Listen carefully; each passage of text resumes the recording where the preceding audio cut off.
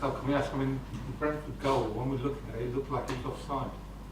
Yes, I just looked it back and it is offside, yeah. That explains you why it wasn't do that. No.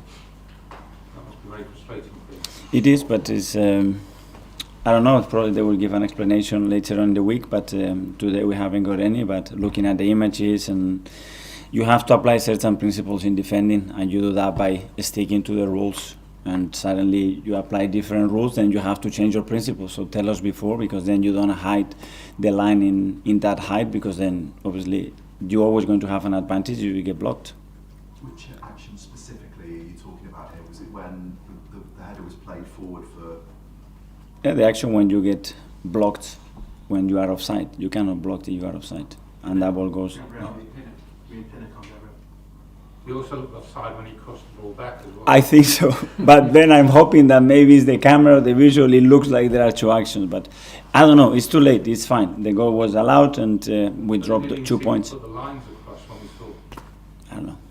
So you're saying there's two offsides? Sorry? You're saying there's two? No, I'm saying the second one I don't know, because you have to see the line the way they see with the camera. I don't know, we are not there, but it's irrelevant, it's gone. Will you bring it up with the Premier League? Sorry? Will you? Yeah, we always assess the game with them and we give our views and our points, but it's late, too late.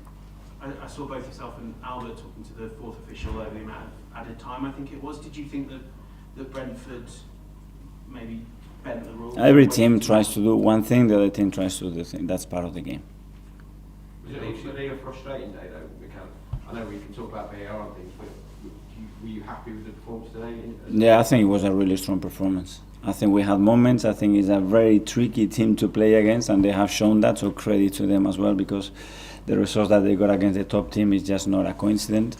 But I think we did a lot in the game, and we insisted a lot, and we did the most difficult thing, to score the goal. So after so early to happen what happened in the way it happened, it is frustrating, but this is the Premier League. Do you think the team have been down, you've been picking the same team virtually all season? Do you think that maybe they're starting to get a bit weary and maybe need shaking up a bit? You always thought about that, and with a few players, especially when you lose, but those questions obviously are always when you drop a point or when you drop 2 points. But I'm delighted to be fair how the boys tried, how much they won it, and with the players that we have, we try to maximize our resources, and so far they've done really well. Newcastle, Everton and Brentford now have taken quite a similar, very deep, lots of players back and forcing them to go wide. Is that something you're going to have to get used to now? Because your top teams are coming here and thinking it's a really tough place to be.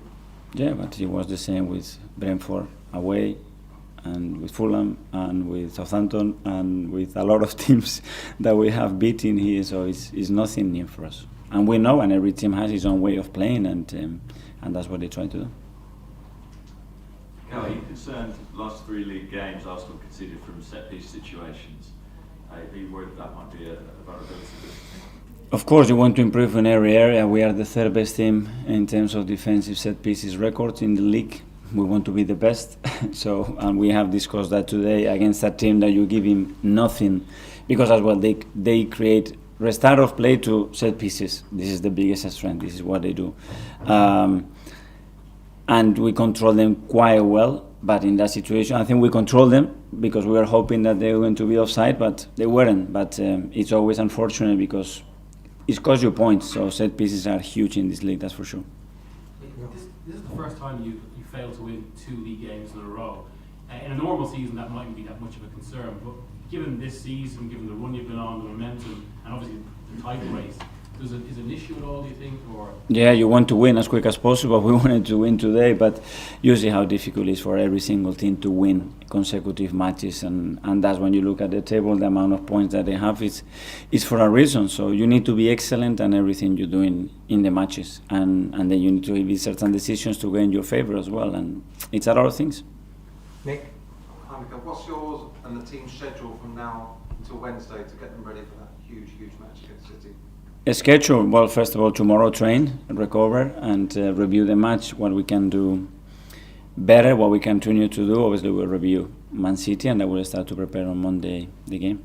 Will part of that be mental training? Is it something in the mind that has to change to get get winning again? You have to be at your best, but against Brentford exactly the same. So the mindset is not an issue. The way the boys tried, and I look at their body language, their intention, and how much they want it, and the reaction when they drop 2 points, the way they drop them, they are in a great place. It's a massive match now, isn't it? It always was, but Every match it is. We've been saying that for 2 months, guys.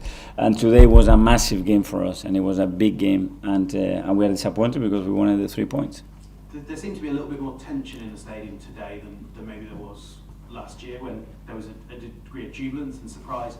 Is it going to be a challenge for your team to get the stadium bouncing again when the stakes are so high? I thought the stadium was bouncing today. There is tension because they are so much with the team that they want the best for the team. But I think they were, again, really, really supportive with the team. The way we conceded the goal, the way that the crowd reacted, obviously we cannot demand anything else to them, I think. One last one here. We see Martinelli have a drop in form recently. Do you think the Jesus injury has had a play in that? Because we know Jesus is so good at dropping deep, combining with Martinelli and Xhaka down the left-hand side. No, I think every player obviously has got his moment.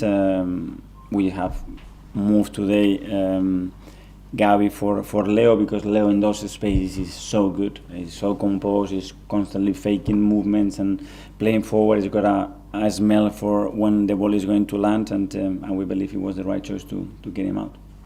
Thanks all. Yeah, thank you.